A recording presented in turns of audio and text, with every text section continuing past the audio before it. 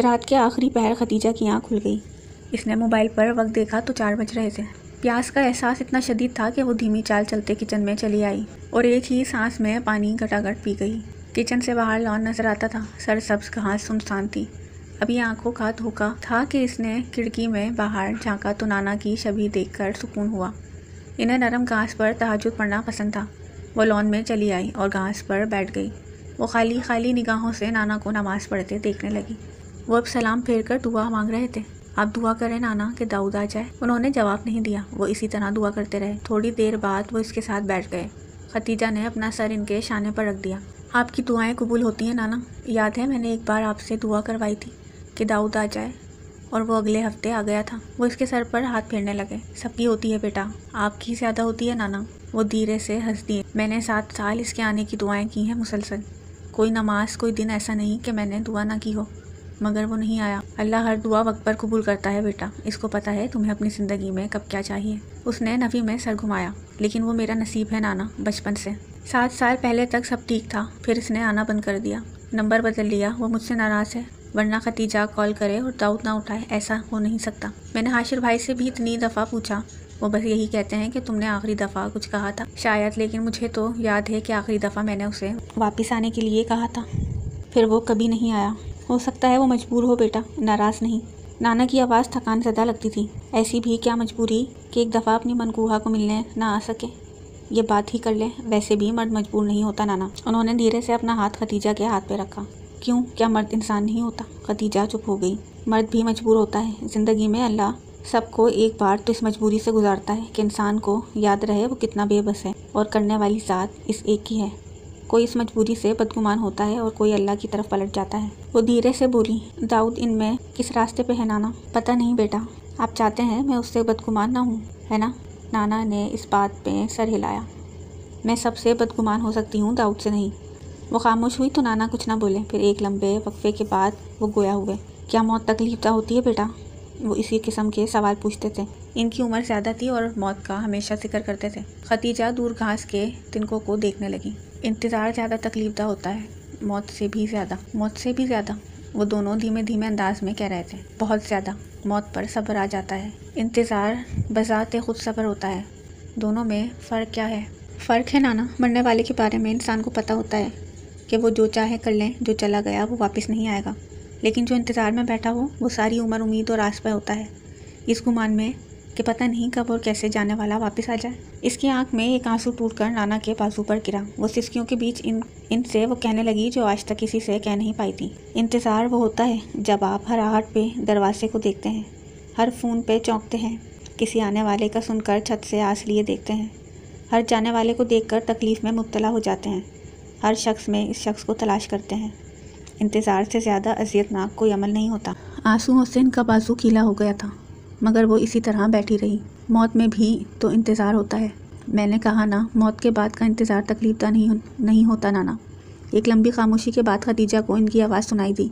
मैंने निगहत को बुलाया है, वो खुद भी आने का इरादा रखती थी। मंगल की शब का कहा है उसने। खतीजा का दिल एक पल के लिए ज़ोर से धड़का। आपने अपना वादा पूरा किया नाना, बस इस बार दाऊद को कहना कि मुझे रुखसत कर ले जाए। नाना ने सवालिया नज़रों से खतीजा को देखा। वो बिना देखे भी इनकी निगाहों का इर्तकाज़ समझ गई। मैं थक रही हूँ इस सब से, मेरी जिम्मेदारी इसे उठानी चाहिए, ये इसका फ़र्ज़ है। नाना ने गहरी सांस ली। अब क्या कहें, कैसे उसे बताएं कि वक्त के साथ इंसान बदल जाते हैं। वक्त अच्छों की असलियत दिखा देता है। खतीजा को एक सेकंड लगा नाना की बात समझने के लिए।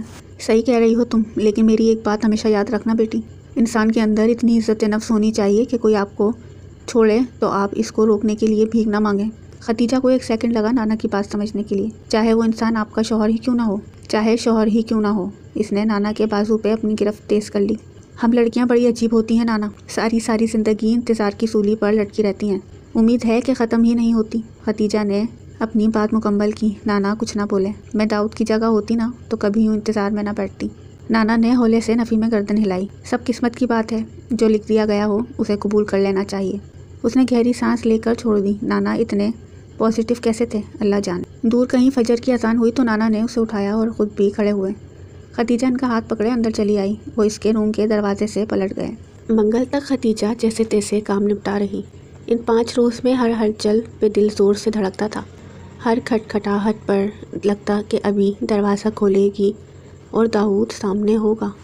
इसको पता था दिल में कितने शिकवे हों, वो नज़रों के सामने होगा तो सारे धुआं बन के उड़ जाएंगे। 7 सालों का इंतज़ार माफ़ कर दे, इसकी शक्ल ही उसे माफ़ी दिला देती थी। वो 5 दिन इसने हकीकतन खुशी में गुजारे। सामिया इसकी हंसी पे बार बार इसको देखती थी। घर में सब ही इसको देखते थे। उन्होंने एक लंबे अरसे बाद इसे मुस्कुराते देखा था। बस 4 नफूस थे जो खुश थे, नाना, अम्मी, हाशिर और अब्बू। मंगल की सुबह वो फजर के बाद सोई ही नहीं। नाना के बेड के पास बैठी रही। वो तिलावत करते जाते और खतीजा सुनती रहती। वो तिलावत इसे सुकून दे रही थी। आज मौसम सुबह से अबर आलूद था। ठंडी हवा होले होले चल रही थी।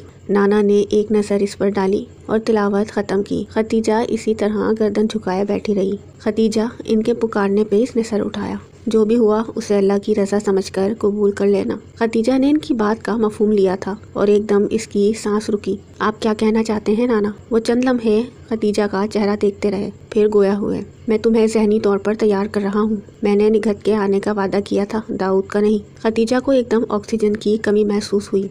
वो आएगा नाना, मुझे पता है वो आएगा। दाऊद मेरे लिए आएगा, उसने मुझे ज़बान दी थी। वो 7 साल पहले की बात है। वो खड़ी हो गई। उसे नाना के अल्फाज डरा रहे थे। मुझे नहीं सुनना कुछ, मैं जा रही हूँ नाना। वो तेज़ रफ्तारी से रूम से निकल गई। नाना ने आंखें मूंद ली। अजीब बेचैनी थी। खतीजा को एक पल का सुकून नहीं था। सारा घर इसको यहाँ से वहाँ चक्कर लगाते हुए एक नज़र ज़रूर देखता था। खाला के आने के 15 मिनट पहले वो टेरिस पर आ गई। हवा उसके बालों को पीछे उड़ाने लगी। वो 15 मिनट 15 घंटे महसूस हो रहे थे। उसकी हसासियत तेज़ हो गई थी। वो हर हॉर्न पे रेलिंग पे आ जाती, फिर खैर खबर ना पाकर पलट जाती। बिलाखिर इंतज़ार तमाम हुआ। वो भागते हुए आई और नीचे देखा, कार दरवाजे पे थी। उसने कार की पिछली सीट से बस एक बुलंद कामत शख्स की झलक देखी। उसकी पुश्त की बस एक झलक। शायद वो दरवाज़ा खोल रहा था। खतीजा को लगा उसे वफा का सिला मिल गया। वो अंधाधुंध नीचे भागते हुए आई। उसे किसी को हटने के लिए कहना नहीं पड़ा था। सब उसके लिए खुद ही रास्ता छोड़ रहे थे। वो दरवाजे पर रुक गई। वो शख्स नीचे झुका नाना से मिल रहा था। खतीजा को लगा वो सांस नहीं ले पाएगी। आसपास मिलते लोग पसे मंजर में चले गए। बस एक शख्स रह गया जिसकी पुश्त और सर का पिछला हिस्सा नजर आ रहा था। बीच में खाला और नाना 2 गज़न खड़े थे। उसने एक कदम बढ़ाया और लब बना बिना आवाज़ के हिले। दाऊद। नाना उसे आते देख नफ़ी में सर हिला रहे थे, लेकिन खतीजा ने नहीं देखा। अम्मी की आंख में आंसू थे, लेकिन खतीजा ने नहीं देखा। सारा शोर रुक गया। सारी आवाज़ें बंद हो गईं। खतीजा ने बिना पलक झपके इस शख्स तक फासला तय किया और हल्की आवाज़ में कहा, दाऊद। वो शख्स बात करके पलटा जैसे उसने आवाज़ सुनी हो। दाऊद। वो होले से बड़बड़ाई। उसका चेहरा सामने आया और इसका ऊपर का सांस ऊपर और नीचे का नीचे रह गया। मुस्कुराहट धीरे से सिमटी। आगे बड़ा हाथ पहलू में गिर गया। वो दाऊद नहीं था, लेकिन वो पीछे से बिल्कुल अपने भाई जैसा दिखता था। उसामा हसन, दाऊद हसन का छोटा भाई। खतीजा की आंखों में जो ख्वाब थे बुझ गए। उसने एकदम चेहरा घुमाकर एक एक शख्स को गौर से देखा। वहाँ निगहत खाला थी, हसन अंकल थे, शहरियार और असद भाई थे और उसामा था। सब थे, लेकिन वो एक चेहरा नहीं था। खतीजा ने बेख्तियार 2 कदम पीछे लिए। ये सबके चेहरे ऐसे मखमूम क्यों थे? उसने वहशत से सोचा। वो लरसते कदमों से खाला के सामने आई।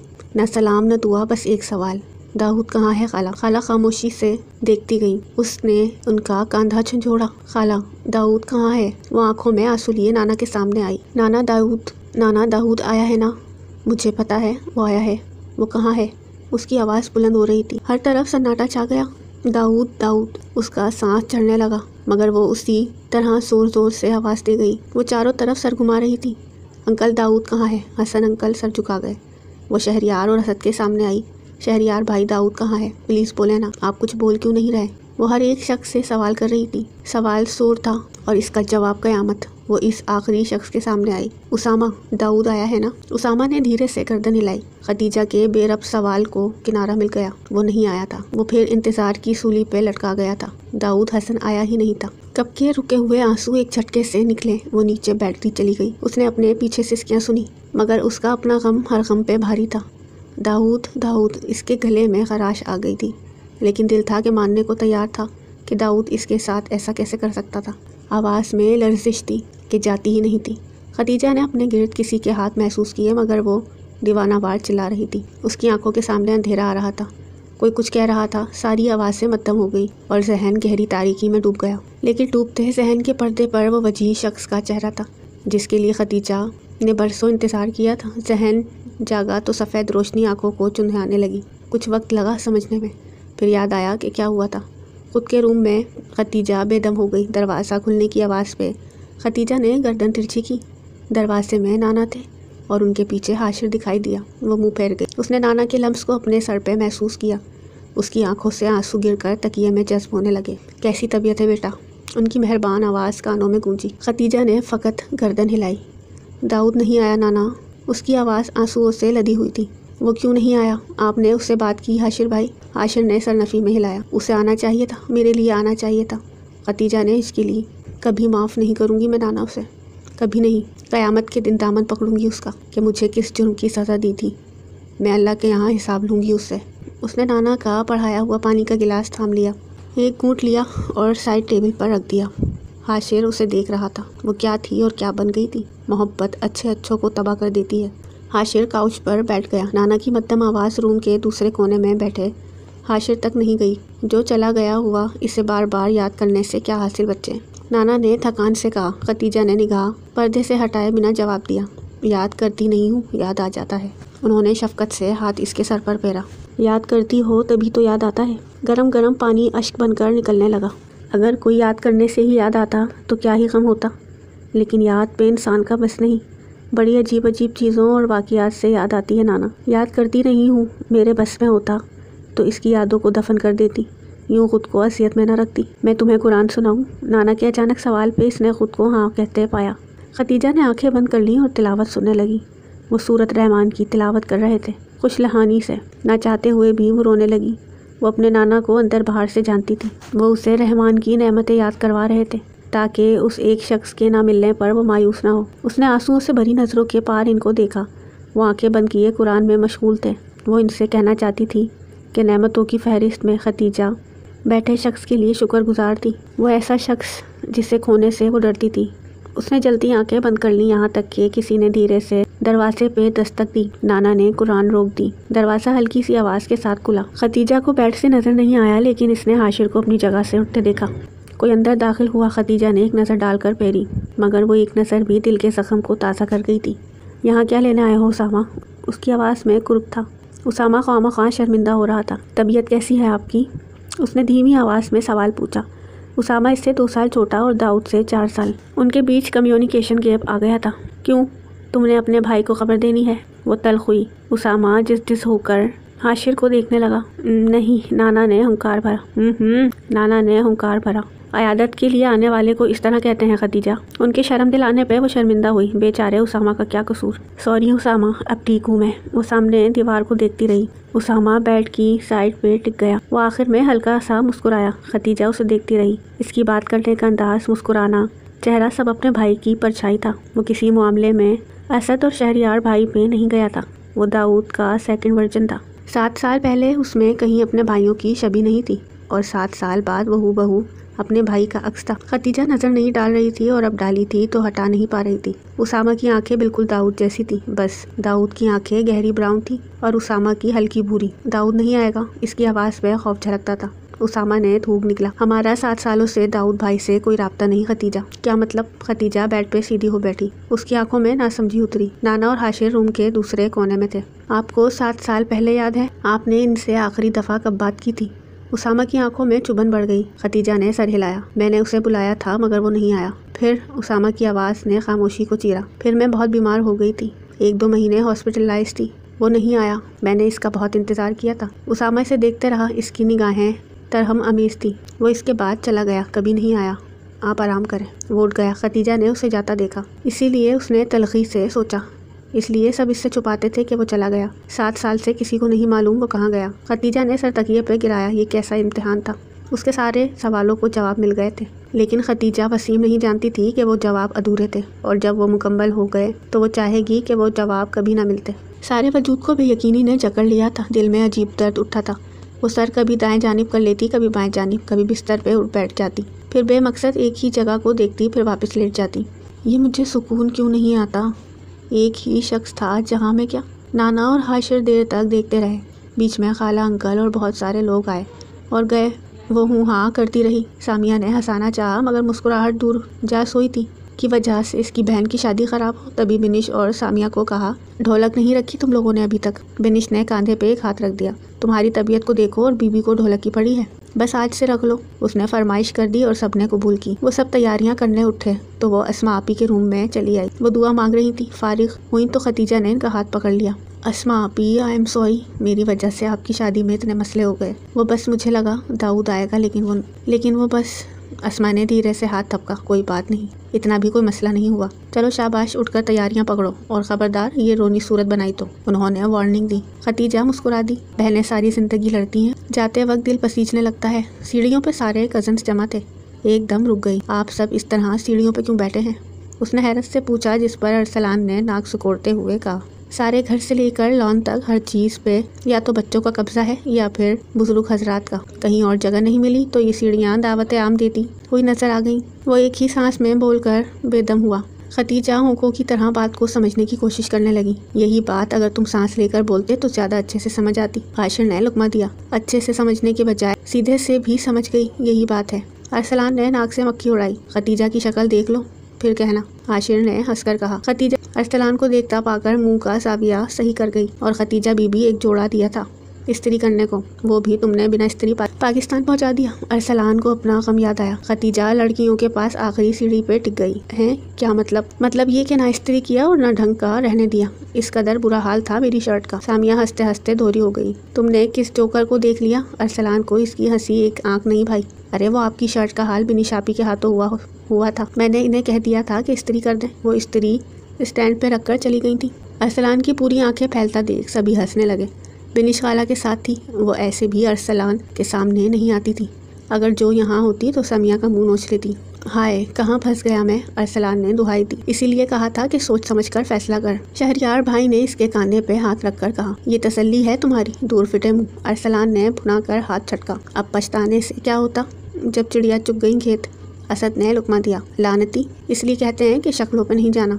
हाशिर ने भी अपना हिस्सा डाला। लो जी, हसन के पीछे चले थे। रास्ते में हसीन अंजाम भी पता चल गया। अस्मा आपी ने हंसकर कहा। वो अरसलान को मौका दिए बिना अपनी अपनी हाँक रहे थे। वो हर बार कुछ बोलने के लिए मुंह खोलता फिर रुक जाता। आपका हसीन अंजाम भी दूर नहीं। समिया ने दांत निकाले और कहने के साथ ही पुश्त पे अस्मा का हाथ भी खा लिया। और दूसरी तरफ अरसलान खुश हुआ। देख लो बच्चों, ये खुश है कि मैं अकेला नहीं डूब रहा। वो सब शुरू हो चुके थे। वैसे भी अस्मा कामों के मामले में बिनिश आगे है थोड़ी। हौसला रख यार, बस महीने में 1-2 शर्ट होगी खराब, धीरे धीरे सीख लेगी बच्ची। असद ने कहते जोरदार कहका लगाकर दाद वसूल की। फालतू में बच्चों की शादी करवा रहे हैं। सख्त खिलाफ हूँ मैं इस निकाह के। सामिया ने पहले दिन की बात उठाई। मैं तुम्हारे साथ हूँ सामिया, मुझे छोड़कर छोटे की शादी करवा रहे हैं। शहरयार भाई और अरसलान से एक ही दिन बड़े थे। अपने नापाक इरादे अपने पास रखो सामिया बीबी। अरसलान ने इसकी बात का जवाब देना जरूरी समझा। क्या पता फरिश्ते आमीन कह दें। सामिया ने कुछ करारा सा कहने के लिए मुंह खोला था कि ख़वातीन की पुकार पे सारी लड़कियां उल्टी बनी। इसका जवाब आपको निकाह वाले रोज़ मिलेगा अरसलान भाई। वो बाहर आकर किचन की तरफ आई तो नाना की पुकार पे पलटी। खतीजा सब वो सवालिया नज़रों से देखने लगी। बाहर चलोगी मेरे साथ? कब्रिस्तान तक जाना है। खतीजा ने एक लम्हे को ना कहने का सोचा। उसे कब्रिस्तान से वहशत होती थी, मगर हाँ कहते बनी। ठीक है, मगर आप क्यों जा रहे हैं नाना? मेरे अब्बा की कब्र है यहाँ पे, तुम आ जाओ थोड़ी देर के लिए। वो सर हिलाकर पलट गई। कुछ देर बाद वो नाना के साथ पिछली सीट पर बैठी नजर आ रही थी। उसने शॉल ले रखी थी। फ्रंट सीट पे हाशिर था और साथ उसामा ड्राइव कर रहा था। तुम्हें वाकई कुछ भी याद नहीं है खतीजा? नाना के सवाल पे कार में छाई खामोशी तवील हुई। किस बारे में? वो कुछ हैरान हुई। नाना ने इसका हाथ अपने हाथ में लेकर हल्का सा दबाया। 7 साल पहले कुछ हुआ था बेटा, जिसकी वजह से तुम बीमार हुई थी। तुम्हें वो अरसा याद नहीं? आगे बैठे उसामा ने बैक व्यू मिरर से इस पर एक निगाह डाली। नाना गुफ्तगू को किधर लेकर जा रहे थे उसे अंदाजा था। खतीजा ने गर्दन नफी में हिलाई। नहीं नाना, वो तो बस ऐसे ही तबीयत खराब हुई थी। आप बता दें कि क्या हुआ था। तुम 4 माह हॉस्पिटल में थी। अपने जहन पे जोर दो, तुम्हें याद आना चाहिए बेटा। खतीजा ने जोर दिया, लेकिन 7 साल पहले की आखिरी कॉल याद थी और इसके बाद सीधा अपने हॉस्पिटल के दिन। बीच में खला था और वो खला पूर्ण नहीं हो रहा था। खतीजा नाना के साथ निकल आई। वो कब्रिस्तान के अंदर आ गए थे। इलाका सुनसान था। इक्का दुक्का गाड़ियाँ जा रही थी। चंद कब्रों पे फूल थे, बाकी खाली थी। हदे निगाह तक कब्रें ही कब्रें। नाना एक जगह रुक गए। खतीजा बेख्याली में देखने लगी। वो चंद मिनट तक कब्र पे दुआ करते रहे, फिर आगे बढ़े तो खतीजा बोल उठी, नाना फूल नहीं रखने क्या? उनके हाथ में सुर्ख गुलाब वैसे के वैसे थे, शायद रास्ते में लिए थे। किसी और की कब्र पे रखने हैं। वो रुक गई। और भला किसकी कब्र है यहाँ? उसने सोचा मगर कहा नहीं। वो आगे बढ़ती गई। चंद कदम बाद नाना रुक गए। खतीजा को अजीब सा लगा। नाना कब्र के सामने रुके और इसकी तरफ पलटे। खतीजा, ये हकीकत है, बेहतर होगा तुम इसको हकीकत और अल्लाह का फैसला समझकर कबूल कर लो। उसने नासमझी से देखा। ये आप क्या कह रहे हैं? वो जवाब दिए बिना सामने से हट गए। कहीं दूर बिजली जोर से चमकी। पल भर को आसमान रोशन होकर तारीख हो गया। कब्र पे लिखे अल्फाज रोशन हुए और किसी ने खतीजा के दिल पे पैर रख दिया। वो घुटनों के बल गिरी। एक झटके से जहन में एक कौंधा लपका। इसने तसव्वुर की आंख से अपने आप को रोते हुए चिल्लाते हुए देखा। वो सड़क के किनारे पर कुछ था। उसको सांस नहीं आ रहा था। खतीजा ने अपना दिल मसला। आंसू दिल पे गिरने लगे थे। वो अपना सर नफी में हिला रही थी। वहशत थी। आंखों में एक और मंजर उभरा। रोती चिल्लाती लड़की, जलती आग दूर सड़क पे नजर आ रही थी। लड़की के आगे भागने की सही करती पीछे से कोई इसे पकड़ रहा था, मगर वो हाथों से निकलती जा रही थी। वो नंगे पैर थी। एड़ियां धूल से अटी थी। कहीं कंकड़ चुभे थे, मगर अपनी तकलीफ पीछे चली गई। नहीं, इसने कहना चाहा, मगर यादें थीं कि उमड़ आ रही थीं। आसमान से खतीजा के हिस्से के अश्क निकलने लगे। खतीजा के कानों में आवाज़ गूंजी जो वो बरसों से भूल चुकी थी। मैं बस पहुंच गया। एक पुरशोक आवाज़ और फ़ोन के उस पार से एक ज़ोरदार धमाका। उसे अपनी हरासा आवाज़ पहचानने में मुश्किल हो रही थी। कहीं एक मंजर, कहीं दूसरा। आंखों के आगे चंद क्लिप्स चलने लगे। वो रो रही थी। वो एम्बुलेंस की आवाज़ सड़क पे चल रही और रोती हुई लड़की लहराकर ज़मीन बोस हुई। अब कहानी मुकम्मल हो गई। उस लड़की की हाथ में पहनी चांदी की अंगूठी आखिरी बार चमकी। वो सड़क किनारे पड़ी लाशों में उम्मीद बच गई। किसी की पुकार पे आता मर्द मंजिल तक ना पहुंच सका। इंतजार करती लड़की इंतजार ही करती रह गई। किसी को सामने देखने की ख्वाहिश अधूरी रह गई। खाली आंखें सवाल करती रह गई। बिजली पल भर को गरज कर मद्दम हुई, मगर कब्र पर लिखे अल्फाज दिखाई दिए थे। दाऊद हसन वल्द हसन इब्राहिम। खतीजा के अंदर इतनी सख्त नहीं थी कि वो इस कब्र को हाथ लगाती। वो बस वहाँ बैठे रोती रही। वो 7 सालों का इंतज़ार नहीं था। अंधा कुआं था जिसके आखिर में कोई रोशनी नहीं थी। वो बस रोशनी की आस में चलती गई और रास्ते में मताए हयात लुटा दी। स्याही हिस्से में आई थी। आसमान आज सारे हिसाब बेबाक कर रहा था। दूर से दरख्तों ने 3 मर्दों को खड़े देखा और एक लड़की को कब्र के पास गिड़गिड़ाते देखा। वो आंसू नहीं थे, याद वापस आने की कीमत थी। वो दिल की उम्मीद थी जो जा रही थी और अपने साथ हर चीज़ बहा कर ले जा रही थी। दाऊद। बारिश तड़तड़ बरस रही थी। वो बहुत से गम धो रही थी। बहुत से कांधों को नादान बोझ से आज़ाद कर रही थी। नीचे झुकी खतीजा ने आंसुओं के दरमियान कपकपाते हाथों से इस कब्र को छुआ। वो इस शख्स की कब्र थी जिसे वो 7 सालों से जिंदा लोगों में शुमार करती थी। वो चाहकर भी कभी इस शख्स को अपने सामने नहीं देख सकती थी, जिसके लिए हर दस्तक पे इंतजार करती थी, जिसके लिए उसने दुआएं मांगी थी। उसने धीरे धीरे मुंह खोला और खराज सदा आवाज़ बाहर निकली। दाऊद का एक्सीडेंट हुआ था। उसामा ने कर्ब से आंखें बंद की। खतीजा ने सुकाम ज़दा सांस ली। मैं बीमार हुई थी, कुछ याद नहीं रहा। याद रहा तो बस इतना कि उसने आना था। तीनों मर्द इस तकलीफ को जानते थे और इसे तकलीफ में देखकर तकलीफ महसूस कर रहे थे। बारिश का जोर कम हुआ तो वो खड़ी हुई। एक ड्रामा ने दूसरे की याद वापस ला दी। जो काम सब मिलकर ना कर सके वो एक कब्र ने कर दिया। एक कब्र सालों की कोशिशों पे भारी हो गई। उसने कांपते हाथों से अपने हाथ की तीसरी उंगली में पहनी अंगूठी उतारी। पुश्त पे खड़े तीसरे मर्द की सांस रुकी। वो इसने इस कब्र पर रख दी। ये सिर्फ वो जानती थी कि वो अंगूठी उतारने में दिल कितनी बार टूटा था। खतीजा वसीम ने आज इस हकीकत को कबूल कर लिया। उसने दाऊद को जाने दिया। उसने आस और उम्मीद को जाने दिया। अपने दिल को हार दिया। हाशिर को लगता था वो मर जाएगी, गम से निढाल फिर से कोमा में चली जाएगी, जिस तरह वो दाऊद के मरने पर गई थी। लेकिन खतीजा चुप थी। वो घर वापस आए। हाशिर ने देखा कि रात के अंधेरे में कोई खतीजा के साथ आ बैठा था। वो जरा फासला रखकर बैठा था और अंधेरे में भी वो उसामा को पहचान सकता था। लॉन में उसामा ने गहरी सांस ली। खतीजा इसी तरह बैठी रही, आंखें दूर अंधेरे में घूमती। आपको तकलीफ नहीं हुई? खतीजा के लब आहिस्ता से खुले। हो रही है। हाशिर टेरिस पे से हट गया और फिर वो लॉन में आकर खतीजा की दूसरी जानिब बैठ गया। इन तीनों का गम एक सा था। आप लोगों ने मुझे क्यों नहीं बताया कभी? खतीजा की आवाज़ सोगवार थी। की थी कोशिश सबने, लेकिन तुम्हारी तबीयत ख़राब हुई। लेकिन लाख कोशिशों के बावजूद तुम्हें याद नहीं आया? हाशिर जवाब देकर खामोश हो गया। मैं इसको आखिरी बार देख भी नहीं सकी। वो तीनों बिना एक दूसरे की तरफ देखे बात कर रहे थे। नाना भी नहीं आ सके थे। इनका ऑपरेशन था इस वक्त। नाना ने नवासा खोया था और मैंने ज़िंदगी खोई है। आप आगे बढ़ जाएं, उसामा ने हौले से कहा। आगे बढ़ने के लिए वक्त चाहिए। मैं इसको कैसे भूलूंगी? उसकी बातें, उसका लहजा, हर चीज़ पर वो याद आता है। उसकी मोहब्बत ख़त्म करने का नहीं कह रहा उसामा, बल्कि उसने हाशिर की बात काट दी। मोहब्बत होती तो आगे बढ़ना आसान होता, लेकिन आदत बड़ी जानलेवा साबित होती है। खामोशी का एक लंबा दोहरानिया बीच में से निकल गया। आप ज़िंदगी से मायूस तो नहीं है ना? अब किस्मत के आगे किसकी चली है? हम लोग भी अपनी ज़िंदगी गुजार रहे हैं, उसके बिना गुजारना सीख रहे हैं। गुजार लूँगी मैं भी। हाशिर और उसामा ने खामोश नज़रों का तबादला किया। आप ठीक है ना? हाँ, तुम फिक्र मत करो उसामा, अब मेरे गम को किनारा मिल गया है। जाओ, जाकर सो जाओ। उसामा गर्दन हिलाकर उठ खड़ा हुआ। जैसे ही उसामा अंदर गया, हाशिर ने थकी सांस ली। उससे कह लिया जो झूठ कहना था, मुझसे भी छुपाओगी? उसने नासमझी से हाशिर को देखा। क्या यही कि उसके बिना ज़िंदगी गुजार लोगी? वो हल्का सा हंसी। ज़िंदगी गुजार तो लूँगी, मगर जी नहीं पाऊँगी। हाशिर एकदम चुप हो गया।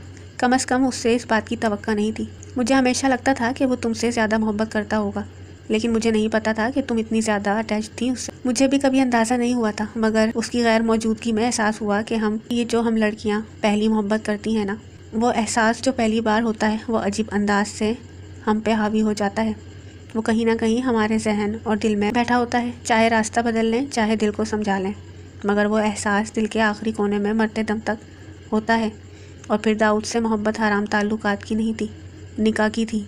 मैं कैसे इस शख्स की यादों को मिटाऊंगी, कैसे ख़ुद को आज़ाद करूंगी? इसका लहजा उदास था, मगर आंखें आंसू बहाने से इनकारी थी। वो हमेशा कहता था कि देखना, मैं खतीजा से पहले ही मरूंगा, जब भी मरूंगा। इतनी मोहब्बत करता हूँ, अल्लाह मुझे उसके पीछे तन्हा नहीं छोड़ेगा। अपनी बात पे पूरा उतरा है वो हाशिर भाई। मेरे बारे में एक दफ़ा नहीं सोचा कि मैं कैसे रहूँगी उसके बाद। सुबह का सूरज तुलू हुआ तो खतीजा ने सबसे पहले खाला के कमरे की राह ली।